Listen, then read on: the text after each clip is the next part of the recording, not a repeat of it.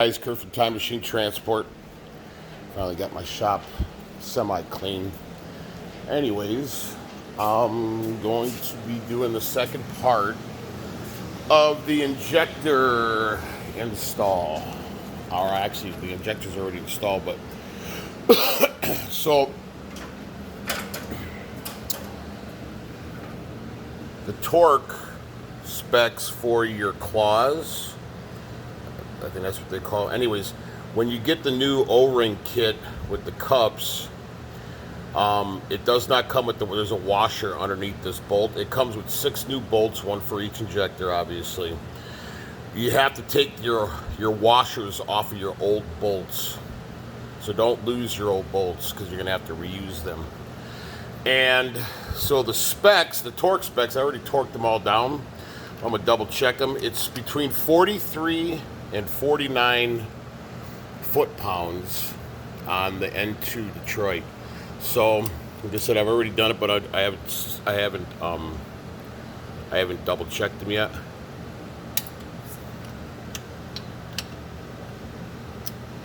I really should get a bipod or tripod, whatever.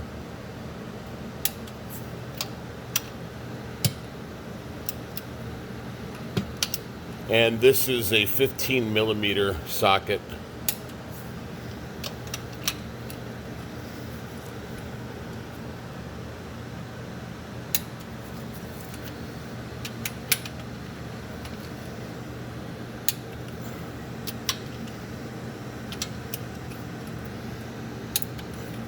All right, so between 43 and 49. I mean, I don't know if 43 is good for it or 49. Like I said, I'm not a mechanic. I don't pretend to be. When my brother Josh always says it makes him laugh when I say that because it seems like I do mechanic type stuff. But anyways, and then all your wires, wipe them off before you put them on the terminals. Pretty self-explanatory. They go exactly how they came off. And the wires, you can already see they're all pretty much preformed. So on these, it's like 6 inch-pounds or whatever, so you have to have a super small torque wrench for that. But I was waiting for a response from Freightliner. Of course, they at the service or the parts department. I know this would take forever, and of course, the service techs don't want to help anybody out because they're God's gift to human beings. So, anyways, once you put them on there, this is a 5 millimeter, and I'm just using a T-bar.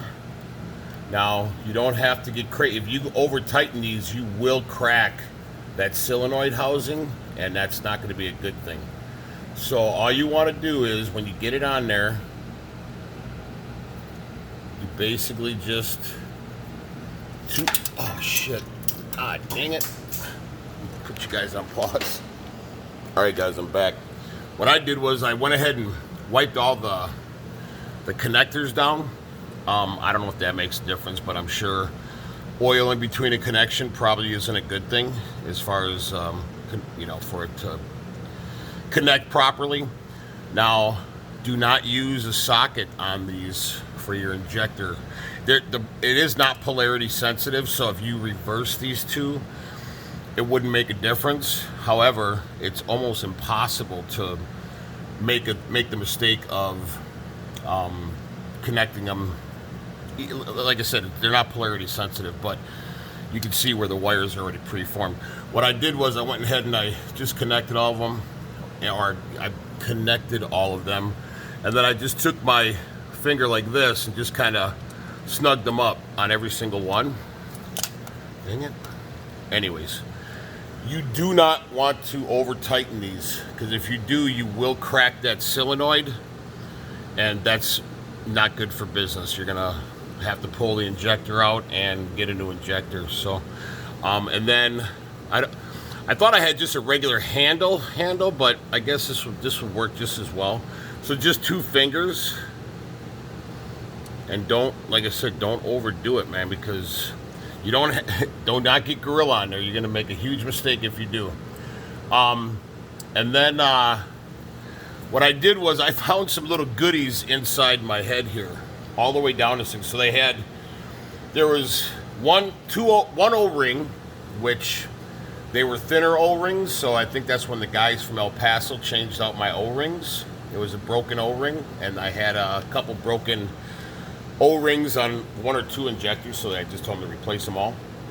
Anyways, so there was one O-ring broken. There was 3 zip ties. Actually, when I went to put this, after I cleaned the wells and everything, I looked at them. Well, that one zip tie that was over here was already cut and broken, and it fell down into the hole.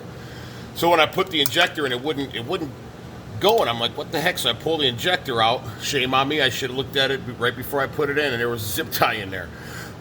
So also, anyway, so then, like I said, just 2-finger them, and don't get gorilla on those. And inspect, look at everything. Take a flashlight and look real closely to everything in here, because I'll tell you why. So, one of these was, get out of the light. One of these was broken in the head, just sitting there all by itself, and it was broken, as you can see. For your rocker arms, I was waiting on Freightliner's response, so that's why I cleaned the shop and everything, because I didn't want to put these rocker arms on without knowing for sure. Now, if you can see, and nobody on YouTube that I saw mentioned this. All right, you can see the difference. See the thickness on this one? And then see this one is like a safety clip. I don't know why my phone does not focus. You can see the difference from that one to this one. These are the older style, I don't know what it's called, rocker bolt valve thingy. I don't know. Anyways, I'm not a mechanic and I don't know proper wordage, so I apologize. However, so I was going to replace all these. I found them on eBay for a bag of 5 was like $36 with $5 shipping. I don't know what my cost on Freightliner is because they don't have them in stock, and I got to get this shit in. So they say, so this is the newer style.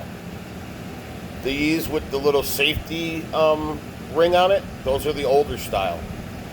I'm going to go ahead and kind of jiggle every single one with a little force before I put the rocker arms on, just to make sure, because I got 1, 2, 3 on this rocker arm, so 1, 2, and 3, and then I got 2 new ones on that one. So those are the newer styles. So I was very confused on that and thinking that this was broken and maybe it went on top of the head here, but it didn't make any sense because, so I asked the gal Amber at Freightliner, I said, is this like a replacement part? And she didn't know. I said, because it would seem like it's a replacement part. So, or are these a replacement parts? And she said she didn't know. So it took her a long time to get back to me. But anyways, so I know I'm good to go. So just keep that in mind. Check your overhead or check your head for any kind of leftover mechanic debris in there, because at the end of the day, they don't care. It's not theirs. And then, like I said, I already cleaned my rim and everything. I would do that prior to putting your rocker arms and everything on. And here's another thing. So, looking at my valve cover, I don't know what this filter's for. It's obviously for oil, but I don't know if I need to replace that. So, Josh, if you're looking at this and you have an idea, let me know if I need to replace that before I put this on. Because I got to clean this whole entire head or cover. But they put so much RTV on this. This is at the back of the motor. No, this is at the front of the motor. They put so much RTV on there, man. I'm like, holy shit. And I'm wondering if that's why I was getting a leak in the one corner over here. So, but anyways, I don't know what that filter is. I mean, I know it's obviously some sort of oil or debris filter. I don't know if I need to change that. So, oh, and one more thing. I don't know if this makes any sense. I was talking to my brother Josh last night. Josh, I hope you're feeling better. Anyways, I I told me I didn't know if it was an optical illusion, because when I installed the injectors, you push it down with your palm and you get a click, right? And I got a click on every one of them. So I was a little concerned about that because of the way that I did the cups on this truck.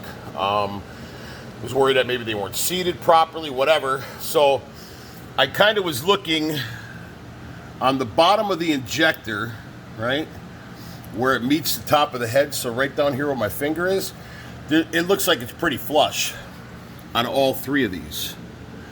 And then it looks like back here, it's a little bit of a gap, and I think it's an optical illusion because of the light and the angle I'm looking on. Also, my brother Josh told me that motors do have a slight tilt to them, I guess, and I forgot why he told me that. Anyways, I know this probably is just the contractor part in me that makes sure things are plumb and level and stuff like that. Obviously, I'm not looking for level on this, but I am looking to see if they're even all the way across. So I grabbed my trusty 2-foot level, just because that's the contractor me. I don't know if it makes any sense to do this, but I wanted to see if they were all the same, you know, like if they all touched exactly the same, and then run it this way. So they're all sitting even on the level. I'm not looking for level, obviously. I'm just making sure that they're all straight and all at the same height. I know I have to do I bought the injector height tool, so I know I have to do that. But like I said, that's just the contractor in me that I was like, man, are they all the same height? So they are. So that was relieving, because I'm kind of still stressed out on the whole valve thing and trying to be a pioneer and not removing the head to put the valve or the injector cups in. So anyways, now I'm going to go ahead and just kind of wipe down this right here and get to my rockers. I will not do a video on the rockers. Had I known that, excuse me, still not feeling good. Anyways, on the rocker heads, or the rocker arms, like I said, I don't know the wordage, sorry. I know when I see mechanics, when they did the injectors, or the injector, the O-rings in El Paso, they had a tool that they lifted the rocker arms out. I didn't know what it was called. I didn't know if it was $1 gazillion, whatever the case is. And I looked on eBay when I was looking at the parts for the rocker bolt thing, the valve, whatever it's called. And they were like $78. Had I known that they were that cheap, I would have just bought one for $78, because now I got to line up the rollers and all that stuff. And like I said, this is my first time ever doing this, so I'm not really sure what's going on. But anyways, and they say you don't want to confuse you don't want to reverse those two, because they'll be different. Anyways, just make sure that your flat part is facing up. And all I know is that these rollers, so I knew that this was the rear part of the Jake, and then obviously the front. So I put the rear rocker arm assembly with the rear, and the front with the front. It made sense, right? So anyways, because of Freightliner taking forever to get back to me, but I was able to clean the shop. Well, somewhat clean. We'll see what happens from here, man. I'm pretty stoked on this thing, because I've been waiting so long to get an answer and trying to figure out that flare tool thing. But anyways, now I'm just gabbing. Apologize. But now I'll go ahead and I will figure out first I gotta tighten up those the injector power lines, or whatever you call them, electric lines, whatever. I got a hand tight. Like I said, just 2 fingers. Don't get crazy, because you'll break that and you will be ass out. So it doesn't need to get gorilla on it. So anyways, please like and subscribe to the channel. Ciao.